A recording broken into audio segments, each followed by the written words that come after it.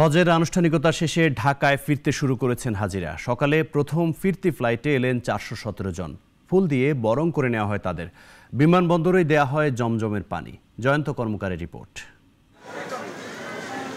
হজের সব ধরনের ধর্মীয় আনুষ্ঠানিকতা সম্পন্ন। সকালে সৌদি আরবের জেদ্দা থেকে ঢাকায় এলো প্রথম ফিরতি ফ্লাইট। এলেন 417 জন হাজি। হযরত শাহজালাল আন্তর্জাতিক বিমানবন্দরে অবতরণের পর তাদের ফুল দিয়ে বরণ করে নেওয়া হয়। জমজমের পানি সরবরাহ করা হয় বিমানের কাউন্টার থেকে। ঢাকায় ফিরে সন্তুষ্টি প্রকাশ করেন হাজিরা।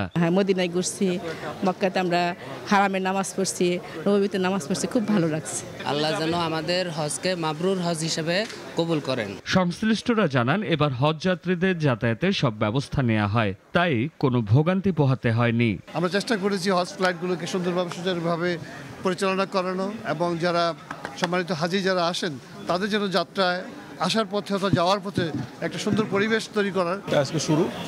তো এইভাবেই আমরা আমাদের সর্বাত্মক প্রস্তুতি রাখবো এবং সম্মানিত হাজিদের যাতে সুযোগ সুবিধা, তাদের যে কমফোর্ট যাতে বজায় থাকে সেই প্রচেষ্টা অব্যাহত থাকবে।